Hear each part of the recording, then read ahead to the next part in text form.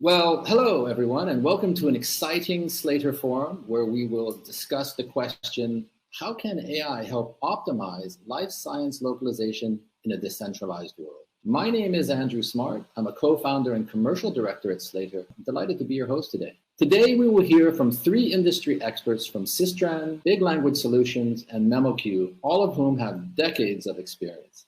Hi, I'm Bill Young. I am the Director of Life Science Sales at SYSTRAN Software. Hi there, I'm Craig Brown. Been in the translation industry since 2009, where today I head up our EU strategic accounts team.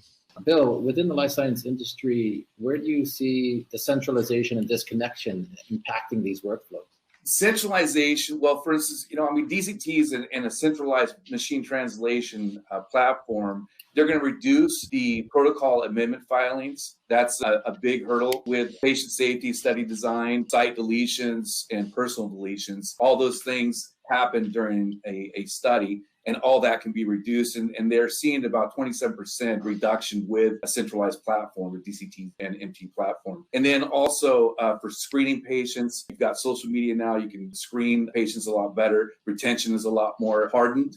And then time reduced by 10% with a central platform. But on cost, when you incorporate a machine translation as a first pass for all of your translated material, you can bank on it about 30% of your total translation budget will reduce.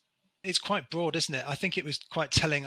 Did I see in that first poll that people prioritized quality and security quite highly? And I think that's a big part of this. When we talk about decentralization, I think we also talk about fragmentation. And what I mean by this is that still, and this is a barrier to adoption, I think, of some of these AI tools, still in this industry, LSPs are selected by departments according to needs as they arise. And as a result, companies we speak to, they may not even know how many LSPs they're working with. And I can think of one in particular we spoke to last year who believed that they were probably working with 50 or 60 providers. That's actually quite common, and it's natural as pharma companies have grown over the years and have adopted different processes across the organization. But the hard truth is that means there's an awful lot of duplication going on. There's probably duplicate spending. There is a varying approach to the quality that we've seen in the poll people prioritize in our industry. There's also an unnecessary burden placed on the translation buyers who are trying to balance these vendors, how the translations are stored and retrieved. And I think these are some challenges that AI can definitely help solve. I think we need to centralize the way that these translations are procured as well, and benefit from the scale that translation memories, for example, can bring.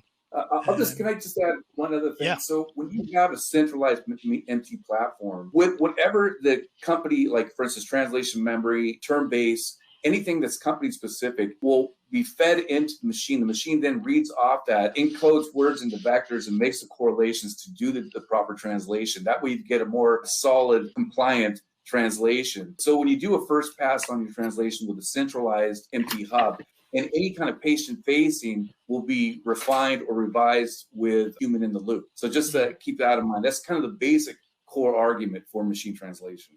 The driver should be security and speed, because you have regulatory requirements to report certain adverse effects within 48 hours. How can you do that with traditional workflows? So the use of MT and automation can help you achieve that time or that speed objective, and also security, because using a machine, depending on where it's hosted, is infinitely more secure than sending it out to remote translators. Anytime you involve people in the equation, you have a threat vector. So MT solves those big concerns right there of security. And with PMV, the quality threshold isn't as critical. You just need to see, hey, is this something that we need to drill down on and report to the regulators? So there are certain applications where machine right out of the box is an appropriate solution. I agree, Bill. And I like the fact that we're talking human in the loop, because I think people forget that actually to get the best out of these tools, you have to feed them with high quality translation assets, don't you? Go back to our question then. Why is translation memory so critical to this process? Why is it higher at the front end? I think bluntly, it's because we start with every client, we start at ground zero. We start with an empty TM. We may start with some translation assets. The investment in the beginning is for the new translation units. So there are cases, and we frequently are approached by companies who want to get going immediately. Right, we want to disrupt the current paradigm we have, throw MT at it, throw CAT at it. But actually, you need to take a thoughtful approach. You have to make sure that the quality management system matches the goal you have for your documents. You're going to invest in aligning the translation assets. If they've been translated by another LSP, what's the quality like? Were they approved by regulatory authorities? So this is the reason for the initial investment, but you're playing a long game, and the assets you translate today will feed into the savings you have tomorrow. What we're seeing is, again, it's all about the investing on the front end, because again, we're a tool provider. Typically our emphasis is, building up that TM. The TM, if you get old documents or any documents, as much content as you can, and align it and build up that translation memory, then whatever's left over, you run through a finely tuned MT engine, and you can sometimes, depending on the domain type, you may not even need to do any post editing. As far as time, if you can put it this way, your typical traditional translator can do 2,000 words a day in translation. When you implement the machine translation platform into that, as a first pass, now you up it to about 4 times that, so 8,000 words per day. As far as cost, you can look at it this way. It's a consistent industry acceptance that when you implement a machine translation platform, you're going to save about 30% of your multilingual budget. So if you look at, say, a third phase study that costs anywhere from 50 to 65 million, and your translation is about 10 to 15%, you're looking at about 10 million for your budget for translation. And if you implement the machine translation into that, you're going to save you can bank on about 6% of the total cost of that budget, or 3 million to 5 million, just in that particular example.